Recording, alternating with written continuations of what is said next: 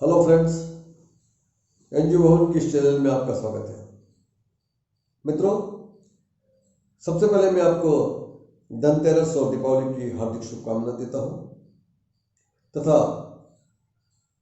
ईश्वर से यह प्रार्थना करता हूं कि आपको और आपके परिवार को सुखी एवं संपन्न बनाए, कोरोना की महामारी से मुक्त रखे तथा आपके एनजीओ को इस गति से शक्ति दे, ताकत दे, शुभकामनाएं दे, वर दे कि एनजीओ दिन प्रतिदिन देश और समाज के विकास के लिए क्रमोत्तर से कार्य करते चले।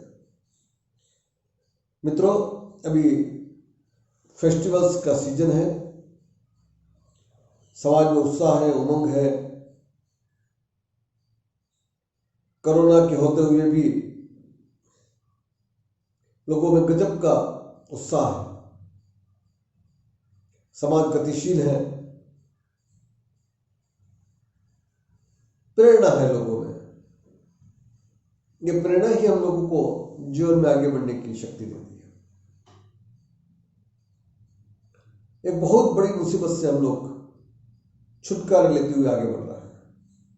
एक ऐसी मुसीबत जो संपूर्ण मानव जीवन को खतरे में डाल रही थी, किंतु अब सब कुछ ठीक होता जा रहा है और उम्मीद करेंगे कि हम आगे आने वाली दीपावली और भी अच्छे ढंग से, अच्छे उत्साह के साथ में मना सकेंगे। खैर, इस तरह की बातें तो हम लोग आगे भी करते रहेंगे। मित्रों, आज हम एक विशेष प्रोजेक्ट के बारे में आपसे चर्चा करेंगे। यह project ministry of chemicals and fertilizers, government of India ने इसको प्रोजेक्ट को लॉन्च किया है और इस प्रोजेक्ट का मुख्य उद्देश्य, मकसद ये है कि केमिकल और फर्टिलाइजर्स इंडस्ट्रीज को अधिक से अधिक देश के अंदर बढ़ावा मिले, लोगों में रोजगार के अवसर पैदा हो और कहीं न कहीं दूर दराज इलाकों तक इसके प्रभाव और इसका लाभ लोगों तक पहुंचे। यह क्षेत्र अभी तक सामाजिक विकास से कुछ अछूता रहा है। हालांकि सीएसआर की दृष्टि से देखें तो इस क्षेत्र की कंपनियों ने सामाजिक विकास में बड़ी जबरदस्त भूमिका निभाई है, किंतु सरकार की दृष्टि से देखें तो मिनिस्ट्री के प्रोजेक्ट्स ग्रासरूट लेवल तक लोगों तक नहीं पहुंचे। तो आज हमारे सामने, यानी एनजीओ के सामने एक अच्छा अवसर है कि इस तरह के प्रोजेक्ट्स को हम जिला स्तर पर, तहसील स्तर पर, ग्रासरूट लेवल तक उसको लॉन्च करें, उसके बारे में अवेयरनेस जनरेशन क्रिएट करें और अधिक से अधिक लोगों को इसके अंदर इन्वॉल्व करें। इस प्रोजेक्ट की गाइडलाइंस क्या है? जहाँ तक मेरा ख्याल है कि 16 दिसंबर 2019 को इस प्रोजेक्ट की गाइडलाइंस गवर्नमेंट ऑफ इंडिया ने जारी की है। ये आपको कहीं ना कहीं वेबसाइट के ऊपर मिल जाएगी। यह प्रोजेक्ट किस प्रकार इम्प्लीमेंट होगा, इस प्रोजेक्ट की क्या कंपोनेंट्स हैं, इस प्रोजेक्ट में कौन कौन से डॉक्यूमेंट्स की आवश्यकता है, इस प्रोजेक्ट को कैसे आप ऑनलाइन करेंगे, इसके बारे में हमने ये वीडियो तैयार करने का प्रयास किया है। हमारे कंसल्टेंट ने इसमें काफ़ी मेहनत किया है और इसी अन्य, जिस तरह हमने अन्य प्रोजेक्ट्स की एप्लीकेशन किस तरह ऑनलाइन सबमिट करें के बारे में आपको पहले भी वीडियो जारी किए हैं, यह भी उसी श्रृंखला की एक कड़ी है। मुझे आशा है कि आप लोग इस वीडियो को देखकर निश्चित रूप से लाभान्वित होंगे और एक आपके सामने स्पष्ट रूप से क्लैरिफिकेशन उपलब्ध रहेगा। एक स्पष्ट रूप से योजनाबद्ध तरीके से आपके सामने स्थिति क्लियर रहेगी कि किस प्रकार इस प्रोजेक्ट को अप्लाई करें, किस प्रकार इस प्रोजेक्ट को ऑनलाइन करें। और जहाँ तक मेरा ख्याल है, इससे आपको इस वीडियो को देखने के बाद किसी से कुछ पूछने की आवश्यकता नहीं पड़ेगी, आप खुद ही अपने स्तर पर इस प्रोजेक्ट को अप्लाई कर सकेंगे। तो मुझे आशा है कि जिस तरह पहले भी आपने हमारे वीडियोस को काफ़ी अप्रिशिएट किया है, हमें बहुत सारे इस बारे में व्हाट्सएप पर और पूरे भारतवर्ष से इस तरह के संदेश प्राप्त होते हैं कि इस तरह के वीडियो से हम लोग काफ़ी लाभान्वित हो रहे हैं। यह वीडियो भी आपको उसी प्रकार मदद करेगा, सहायता देगा। तो मैं पुनः आपको दीपावली की बहुत सारी शुभकामनाएं देता हूँ और उम्मीद करता हूँ कि ये दीपावली आपके परिवार के लिए तो सुख और संपत्ति लेकर आएगी, पर मैं चाहता हूँ कि आपके एनजीओ के लिए भी एक ऐसा अवसर लेकर आए जिससे आप अधिक से अधिक देश और समाज की सेवा कर सके, अच्छा कंट्रीब्यूशन कर सके, ग्रासरूट तक लोगों तक पहुंच सके और लोगों की मदद कर सके। तो अब मैं बहुत सारी शुभकामनाओं के साथ अपने कंसल्टेंट को माइक देता हूं, जो आपको इस प्रोजेक्ट के बारे में बताएंगे और समझाएंगे और बेहतर प्रदर्शन के जरिए इस बात की कोशिश करेंगे कि आप इस प्रोजेक्ट को अच्छी तरह से सफलतापूर्वक सबमिट कर सकें। धन्यवाद। जय हिंद। आप सभी का एनजीओ भवन के चैनल में बहुत बहुत स्वागत है और मेरी ओर से आप सभी को दीपावली की बहुत बहुत हार्दिक शुभकामनाएं। आज हम देखेंगे department of chemicals and petrochemicals के प्रोजेक्ट के लिए कैसे अप्लाई करें। सबसे पहले हम गूगल क्रोम खोलेंगे और देन यहाँ पर हम टाइप करेंगे department of chemicals and petrochemicals. यह एक गवर्नमेंट ऑफ इंडिया की वेबसाइट है और ये जो प्रोजेक्ट के बारे में आज मैं आपको बताने वाला हूँ कि इसे हम ऑनलाइन कैसे करें, ये एक भारत सरकार का प्रोजेक्ट है जो department of chemicals and petrochemicals के नाम से बोला जाता है। और जैसे ही आप देखिए department of chemicals and petrochemicals type करेंगे तो आपके सामने जो पहला पेज जो ऑप्शन दिख रहा है उसे हमें क्लिक करना होगा। क्लिक करने के बाद जैसी वेबसाइट ओपन हो जाएगी, हमें स्कीम्स के ऊपर कर्सर रखना है। स्कीम्स पे कर्सर रखने के बाद हमें केमिकल प्रमोशन डेवलपमेंट के ऊपर क्लिक करना है। जैसे ही आप क्लिक करेंगे हम नीचे की ओर आएंगे तो आप देखेंगे कि यहाँ पे हमें गाइडलाइन भी दी हुई है पूरी प्रोजेक्ट के बारे में कि हमें क्या क्या डॉक्यूमेंट्स की रिक्वायरमेंट होगी और क्या हमें कैसे इसे सबमिट करना रहेगा। ठीक है, अब हमें ऑनलाइन कैसे करना है इसकी लिंक मैं आपको बता देता हूँ। हम थोड़ा सा और नीचे की ओर तरफ आएंगे, आप देखेंगे लेफ़्ट साइड में online portal for chemicals promotion development scheme के नाम से एक ऑप्शन मिलेगा जिसे हम शॉर्ट फॉर्म में CPDS भी बोलते हैं। इसे हमें क्लिक करना होगा। जैसे आप क्लिक करेंगे तो ये उनकी वेबसाइट खुल जाएगी। तो यहाँ पे कुछ नोट्स दिए हुए हैं कि गाइडलाइंस एंड पॉलिसीज़ दी हुई है, हमें इसे ओके कर देना है। आप देखेंगे कि यहाँ पे हमें लॉगिन का ऑप्शन आ रहा है, यहाँ पे हमें यूज़र ID एंड पासवर्ड डालना है। बट सबसे पहले हमें हमारा NGO को रजिस्टर्ड करना होगा। इसके लिए हम NGO रजिस्ट्रेशन के ऊपर क्लिक करेंगे और यहाँ पे हमें हमारा NGO दर्पण ID डालना होगा, जिसे हम यूनिक ID भी बोलते हैं, जो हमें नीति आयोग से मिलती है।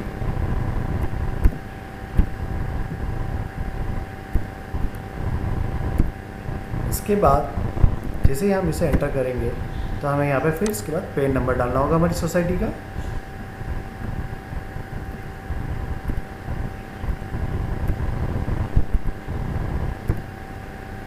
पैन नंबर डालने के बाद हमें इसे जो हमें यहाँ पे आप जो देख रहे हैं कैप्चा डालना होगा।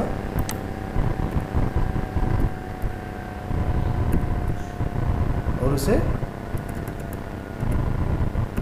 ध्यान रखिएगा जो कैप्चा है इसे बहुत केयरफुली डालिएगा। इसके बाद हम इसे वैलिडेट कर देंगे।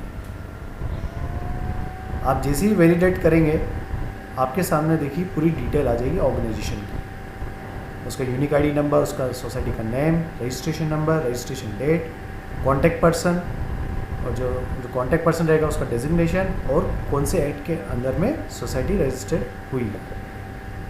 इसी तरह आप देखेंगे लेफ्ट साइड में कॉन्टैक्ट डिटेल्स भी हमारे सामने आ जाएगी, मेंबर लिस्ट आ जाएगी, जो हमने नीति आयोग के रजिस्ट्रेशन के दौरान मेंबर्स की जानकारी दी थी वो सारी आपको यहाँ पे रिफ्लेक्ट करेगी। इसके बाद अगर हमें कोई चेंजेस करना है, मान लीजिए अगर कॉन्टैक्ट डिटेल्स मेंबर लिस्ट में हमें चेक करना है, चेंज करना होगा, तो आपको नीति आयोग की आईडी पे जाकर लॉगिन करके चेंज करना होगा, यहाँ से आप चेंज नहीं कर पाएंगे। देन इसके बाद हमें इसे सब कुछ वेरीफाई करने के बाद कंफर्म कर देना है। बट हाँ, कंफर्म करने से पहले हमसे कुछ इन्फॉर्मेशन यहाँ पे मांगी हुई है, ठीक है, जैसे कि रजिस्ट्रेशन सर्टिफिकेट यहाँ हमें अपलोड करना रहेगा, यहाँ हमें हमारा बायलॉस अपलोड करना रहेगा, और हमने क्या क्या एक्टिविटीज़ की है उसे हमें अपलोड करना रहेगा। और इसके बाद आप यहाँ से रजिस्टर पे क्लिक कर देंगे, ओके। और जैसे ही आप रजिस्टर पे क्लिक करेंगे तो आपका रजिस्ट्रेशन कंप्लीट हो जाएगा। ये एक एग्जांपल के तौर पे मैं आपको बता रहा हूँ, ऑलरेडी मैंने एक आईडी इसमें बना रखी है, तो मैं इसे दोबारा नहीं बनाना चाहूँगा। और ये ज़रूर ध्यान रखिएगा कि एक बार आपने आईडी रजिस्टर्ड कर ली, इसके बाद आप सेकंड टाइम दूसरी आईडी नहीं बना पाएंगे, क्योंकि वन टाइम में एक यूनिक आईडी से एक ही अकाउंट आप क्रिएट कर सकते हैं। चलिए अब हम लॉगिन की तरफ आगे बढ़ते हैं।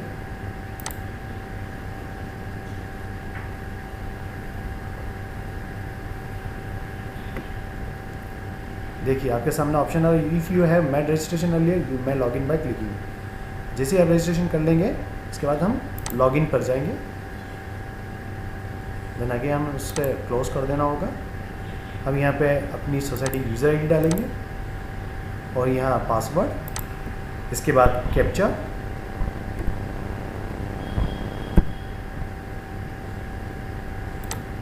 और इसे फिर लॉगिन कर देना है। ये देखिए जैसे ही आप लॉगिन करेंगे आपकी पूरी सोसाइटी का डिटेल्स आपके सामने आपको दिखाई देगा, जिसे हम डैशबोर्ड के रूप में भी बोलते हैं। लेफ्ट साइड में आपका सोसाइटी का यूज़र प्रोफाइल आ जाएगा। इसके बाद आप ऊपर टॉप पर देखेंगे तो अप्लाई एप्लीकेशन, व्यू एप्लीकेशन,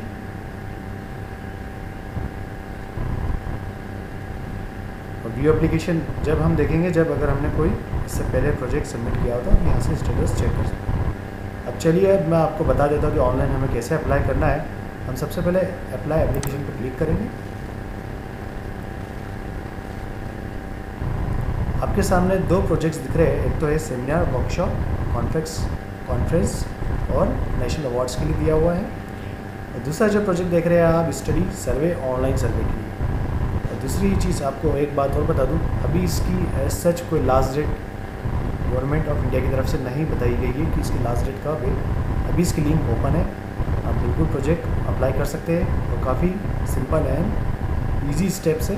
अब वन बाय वन मैं आपको सबसे पहले सेमिनार वर्कशॉप्स के बारे में बता देता हूँ कि हमें इसके अंदर क्या क्या डिटेल्स फिल करनी है और क्या डॉक्यूमेंट्स अपलोड करना होगा।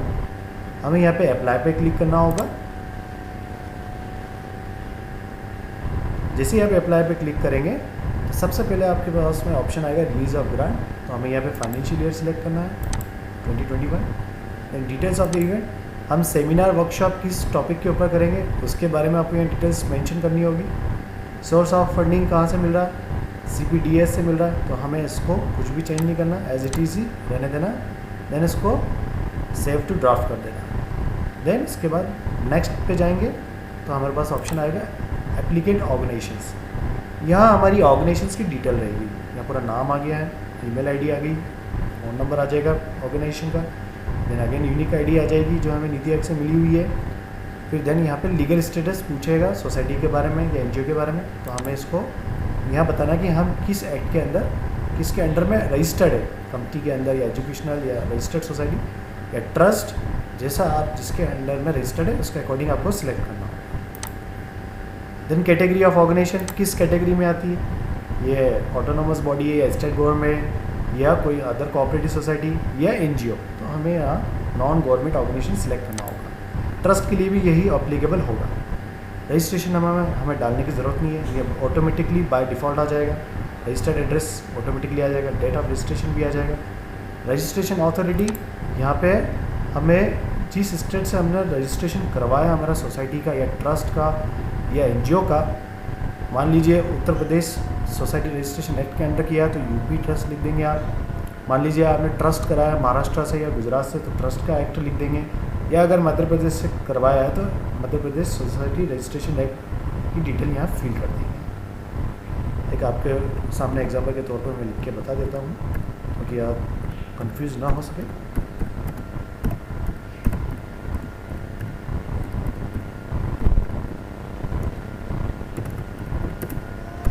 इसे हमें इस तरह फिल करके सेव एज ड्राफ्ट कर देना है, ठीक है। एंड देन नेक्स्ट पे क्लिक कर देंगे। हाँ, बट इससे पहले आप सेव एज ड्राफ्ट करने से पहले एक आपके सामने एक ऑप्शन आ रहा है नीचे, please confirm whether your organisation has been operating for 3 to 5 years। ये हमें इसको सिलेक्ट करना होगा। मतलब आपकी एनजीओ या आपका ट्रस्ट या ऑर्गेनाइजेशन या एनजीओ कम से कम 3 साल पुराना होना चाहिए, 3 से 5 साल, तभी आपकी सोसाइटी या एनजीओ की एलिजिबिलिटी बन पाएगी इस प्रोजेक्ट के लिए। इसको सिलेक्ट करने के बाद यहाँ हमें डिटेल देना होगा थोड़ा सा आपकी सोसाइटी के बारे में या एनजीओ के बारे में। देन उसे हम सेव टू ड्राफ्ट करेंगे, नेक्स्ट कर देंगे। इसके बाद हम डिटेल्स ऑफ इवेंट डालेंगे। हमें यह टाइटल डालना होगा कि जिस टॉपिक पे आप वर्कशॉप या सेमिनार कर रहे हैं केमिकल के ऊपर, तो उसका क्या टॉपिक रहेगा वो डालेंगे। फिर सिलेक्ट इवेंट लेवल, किस लेवल का कर रहे हैं आप, नेशनल लेवल पे या रीजनल या इंटरनेशनल लेवल, जैसा आप करने वाले उसके अकॉर्डिंग आपको सिलेक्ट करना है। देन डेट कब स्टार्ट करेंगे ये भी आपको डिसाइड करना है कि आप कब तक इस सेमिनार वर्कशॉप को स्टार्ट कर सकेंगे, और ये कब ख़त्म होगा ये भी आप ही को डिसाइड करना होगा। इसके बाद यहाँ हमें एड्रेस या वेन्यू ऑफ द कॉन्फ्रेंस, जहाँ पे आप ये सेमिनार वर्कशॉप ऑर्गेनाइज कराएंगे, उस प्लेस का एड्रेस आपको विथ फ़ोन नंबर मेंशन करना होगा। Then brief objective of the event, भाई आपका क्या उद्देश्य है इस इवेंट का ऑर्गेनाइज करवाने का, वो यहाँ आपको मेंशन करना होगा। देन सेव टू ड्राफ्ट कर देंगे, उससे फिर हम नेक्स्ट कर देंगे। देन फाइनेंशियल डिटेल्स में आप आ जाइए। फाइनेंशियल डिटेल्स मतलब आपका ये बजटिंग का सेक्शन आ गया, तो यहाँ पे ऑलरेडी उनकी तरफ से फॉर्मेट दिया हुआ है, हमें जस्ट सिंपली उसके सामने अमाउंट मेंशन करना। एक एग्जांपल के तौर पे मान लीजिए 45,000 TA bill within India, local hospitality, as such आपको डिटेल्स के आगे अमाउंट आपको लिखना होगा। ये 1 by 1 आपको फिल करना होगा इसको। जैसे आप देख सकते हैं publication, printing, transport convenience, honorarium to resource person, officials, booking of halls, जहाँ हम प्रोग्राम ऑर्गेनाइज करेंगे, इवेंट करेंगे, उसका क्या चार्जेस रहेगा, लॉजिंग, अगर हम किसी को स्टे भी करवा रहे हैं, मान लीजिए हमारा वर्कशॉप सेमिनार 4 से 5 दिन या 1 हफ्ते का है या 2 दिन से ज़्यादा अगर रखते हैं, तो आप अगर लॉजिंग या बोर्डिंग रख रहे हैं तो यहाँ पे उसका भी चार्ज लिख सकते हैं। आपकी स्पीकर्स कौन होंगे, स्पीकर्स फोल्डर, मेंटोर्स कौन होंगे, डेलीकेट किट्स, अगर आपने कोई किट्स अगर बनवाई है जो आप डिस्ट्रीब्यूट करना चाहते हैं सेमिनार या वर्कशॉप के दौरान, तो उसके अमाउंट आप भी मेंशन कर सकते हैं। फिर रिफ़्रेशमेंट, भाई प्रोग्राम ऑर्गेनाइज करा रहे हैं हम, तो पार्टिसिपेंट्स के लिए हमें रिफ़्रेशमेंट भी रखना होगा, तो उसके अकॉर्डिंग आपको यहाँ बजट तय करना होगा कि आप कितना अमाउंट यहाँ मेंशन करते हैं। एडवर्टाइजमेंट, पब्लिसिटी, सेमिनार वर्कशॉप की पब्लिसिटी के लिए कितना एक्सपेंसेस आएगा वो यहाँ आप मेंशन करके इसको कैलकुलेट कर दीजिएगा। अगर आपको कुछ और भी आइटम ऐड करना, आपको लगता है कि नहीं हमें और भी ये एक्सपेंसेस लगेंगे, तो यहाँ पे आप ऐड पे क्लिक करके कर सकते हैं। यहाँ पे हम टोटल एक्सपेंसेस और टोटल इनकम कितना हो जाएगा इसको फिर करके कैलकुलेट कर लेंगे। हमें अमाउंट कितना चाहिए department of chemical and petrochemicals department से, वो यहाँ अमाउंट मेंशन कर देंगे। वही आपकी तरफ से कितना सपोर्ट होगा आपकी एनजीओ की तरफ से, वो हमें यहाँ मेंशन करना होगा। जैसे कि मेंशन है यहाँ amount of financial support from other government organisation, मतलब यहाँ पे ये भी जानना चाहते हैं कि क्या आपकी एनजीओ के अलावा कोई और गवर्नमेंट या कोई एनजीओ है जो आपको इस प्रोग्राम को ऑर्गेनाइज कराने में हेल्प करेगा। अगर नहीं है तो अमाउंट को नील कर दीजिए, 0 लिख दीजिए। इसके बाद name and address of the person, यहाँ पे उस पर्सन का नाम आएगा जो आपका हेड होगा, जैसे मान लीजिए आपका प्रेसिडेंट हो गया या चेयरमैन हो गया, उनका पूरा नाम और उनका पूरा कॉन्टैक्ट नंबर यहाँ और ईमेल आईडी के साथ मेंशन करना होगा। देन हम उसे सेव टू ड्राफ्ट पे क्लिक कर देंगे और उसे नेक्स्ट कर देंगे। देन फिर हमें आएंगे फाइनेंशियल असिस्टेंस डिटेल्स पे, यहाँ हमें नो कर देना।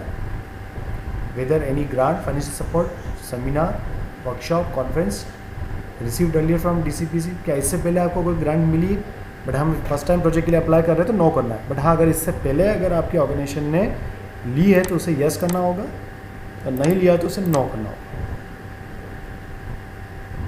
और इससे पहले आपकी ऑर्गेनाइजेशन द्वारा यूटिलाइजेशन सर्टिफिकेट सबमिट किया है तो अगर आपने सबमिट किया है तो यस करना होगा, और नहीं किया तो उसे नो करना होगा। अगर आपने नो किया है तो आपको यहाँ पे रीज़न मेंशन करना होगा। तो मेरा सुझाव ये है कि आप यहाँ पे उसको यस कर दीजिएगा, उसको सेव टू ड्राफ्ट कर दीजिएगा, देन नेक्स्ट कर दें। देन डिटेल्स ऑफ पार्टिसिपेंट्स पर आएंगे हम। यहाँ पे हमें मेंशन करना होगा कि कितने हमें बेनिफिशरीज रहेंगे या कितने नंबर ऑफ पार्टिसिपेंट्स इस वर्कशॉप सेमिनार्स में पार्टिसिपेंट्स करेंगे। मान लीजिए एग्जांपल के तौर पर 500 पार्टिसिपेंट्स होंगे तो यहाँ 500 लिख देंगे।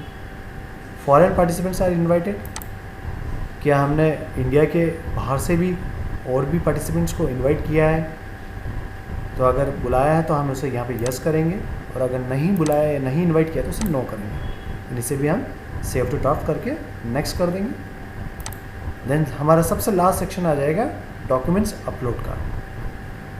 यहाँ पे हमें क्या अपलोड करना होगा? सबसे पहले undertaking by the head of the institution duly sign, मतलब ये आपकी सोसाइटी का या आपका NGO या ट्रस्ट के स्टाफ, आपके जो लेटर हेड होगा सोसाइटी का, उसके लेटर हेड पे एक लेटर बनेगा कि आप डिक्लेरेशन देंगे कि आपने जो भी इंफॉर्मेशन दी है वो ट्रूली दी है और बिल्कुल राइट दी है, कोई भी आप इंफॉर्मेशन गलत नहीं प्रोवाइड कर रहे।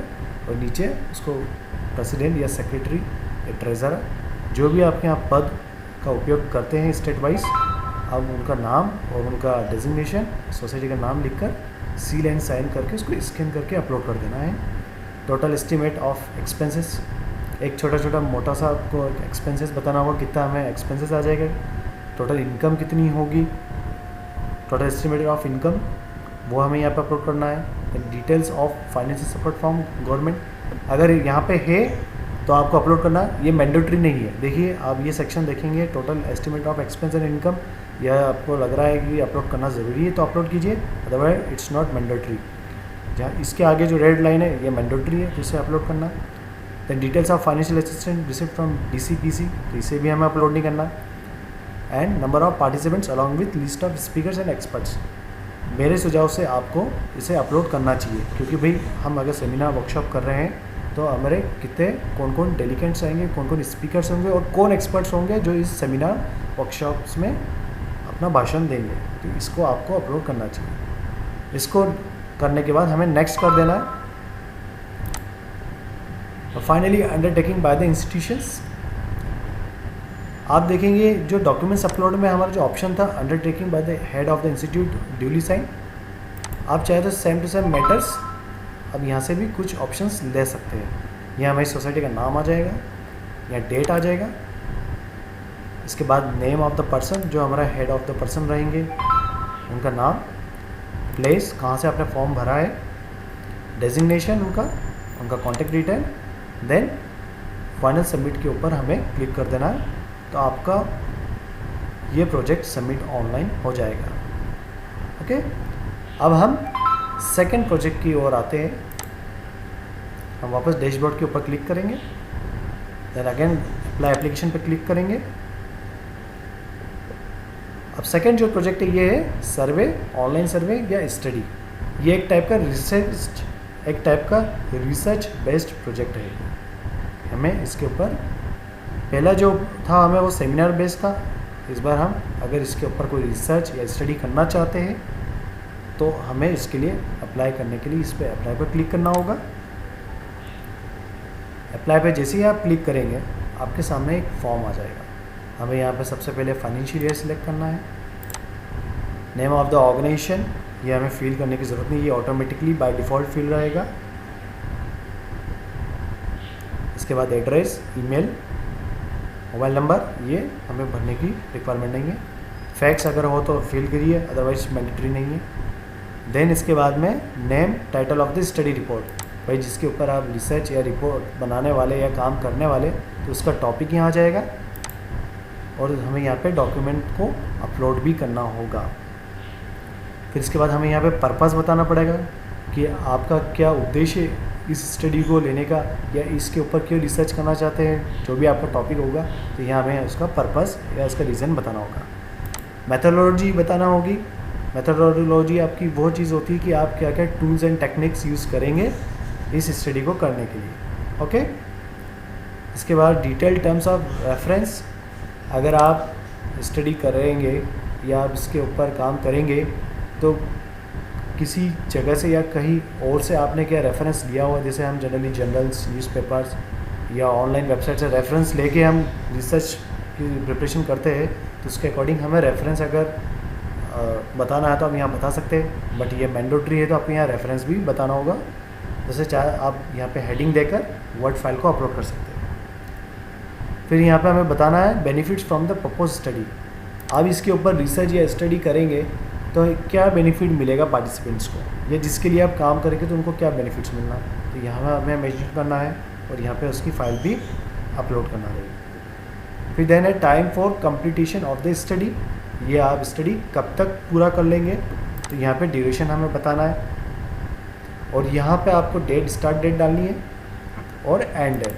मान लीजिए आपने 1 ईयर तक कंप्लीट काम करना है इसके ऊपर, तो अब स्टार्ट डेट जो भी रहेगा वहाँ से लेके एंड डेट तक आपको मेंशन करना होगा। इम्प्लीमेंटेशन शेड्यूल, आप कब कब इम्प्लीमेंटेशन करेंगे, जब आपका ये प्रोजेक्ट सैंक्शन हो जाता है, जब आप रिसर्च करेंगे तो आप कब कब इसके ऊपर इम्प्लीमेंटेशन करेंगे, तो उसकी फ़ाइल हमें यहाँ अपलोड करना है। उसका पूरा एक database date wise and month wise हमें उसके अंदर मेंशन करना होगा। और ध्यान रखिएगा जो भी आप डॉक्यूमेंट्स अपलोड कर रहे हैं वो सब आपके सोसाइटी के लेटर हेड के साथ जाए और सर्टिफाइड हो तो ज़्यादा अच्छा रहेगा, ज़्यादा डॉक्यूमेंट्स इंप्रेसिव रहेगा और इम्प्रेशन ज़्यादा अच्छा पड़ेगा। Cost of the study along with the detail breakup, क्या क्या आपके एक्सपेंसेस हो जाएंगे इस रिसर्च पे करने पे, तो हमें उसका बजट का ऑप्शन भी अपलोड करना होगा। देन हम अमाउंट कितना एक्सेप्ट कर रहे हैं यहाँ से DCPC से, ये एक गवर्नमेंट ऑफ इंडिया का ही डिपार्टमेंट है। आपका एक्सपेक्टेशंस क्या है, अगर नहीं है, गवर्नमेंट से कोई सपोर्ट नहीं मिल रहा है या आपको लगता है कि वहाँ से मैं माफ़ी चाहूँगा यहाँ पर कि यहाँ पे आपको कितना अमाउंट, अब जो भी आपका बजट होगा, आप कितना एक्सपेक्टेशंस कर रहे हैं, तो यहाँ आपको अमाउंट मेंशन करना रहेगा। यहाँ हमें पेमेंट शेड्यूल डालना होगा। देन नेक्स्ट स्टेप में किस किस टाइम ड्यूरेशन में या किस किस मंथ में आपको पेमेंट चाह रहे हैं, तो यहाँ आपको वर्ड फाइल में बनाकर अपलोड करना होगा। कि इससे पहले वेदर आपने यूटिलाइजेशन सर्टिफिकेट अपलोड किया है तो यस कर देना है इसे। फिर आपको यहाँ पे टेक्निकल बायोडाटा कंसल्टेंट के बारे में एक फ़ाइल अपलोड करना रहेगी जो कि इसके ऊपर काम करेगा रिसर्च के दौरान। ओके, देन यहाँ पे डेट आ जाएगी जिस दिन आप प्रोजेक्ट सबमिट कर रहे हैं, नेम ऑफ द पर्सन, यहाँ पे हमारे जो हेड ऑफ इंस्टीट्यूट रहेंगे उन्हीं का ही नेम आएगा। देन डेजिग्नेशन डालना रहेगा उनका, कॉन्टैक्ट डिटेल्स, और फाइनल आपको प्रोजेक्ट को सबमिट करने से पहले आप एक बार सारे डॉक्यूमेंट्स को वेरीफाई कर लीजिए कि आपने प्रॉपरली डिटेल्स फिल कर ली है, और अगर आप सेटिस्फाई है तो प्रोजेक्ट को फाइनल सबमिट के ऊपर क्लिक कर लीजिए और आपका प्रोजेक्ट सबमिट हो जाएगा। जैसे ही आप सबमिट करेंगे तो आपके सामने सबमिशन नंबर या रेफरेंस नंबर जनरेट हो जाएगा। ओके, मुझे उम्मीद है कि आप प्रोजेक्ट अच्छी तरीके से समझ गए होंगे। Thank you very much. तो मित्रों, आपने देखा होगा कि किस प्रकार हमारे कंसल्टेंट ने बहुत ही अच्छे तरीके से, बहुत ही प्रायोगिक रूप से इस प्रोजेक्ट को समझाने की कोशिश की है। इस प्रोजेक्ट के अलग अलग पहलुओं पर उन्होंने प्रकाश डाला है और किस प्रकार सफलतापूर्वक इस प्रोजेक्ट को आप ऑनलाइन सबमिट करें इसके बारे में बताने की कोशिश की है। मैं सोचता हूँ कि निश्चित रूप से आप इस वीडियो के द्वारा सफलतापूर्वक अपना प्रोजेक्ट सबमिट कर सकेंगे। मैं पुनः आपको दीपावली की हार्दिक शुभकामनाएं देता हूँ और उम्मीद करता हूँ कि हमारे आगे आने वाले संबंध और अधिक प्रगाढ़ होंगे और हम अधिक सफलतापूर्वक, अधिक प्रेरणा के साथ देश और समाज की सेवा के लिए हमेशा आगे बढ़ते रहेंगे। पुनः शुभकामनाओं के साथ जय हिंद, जय भारत।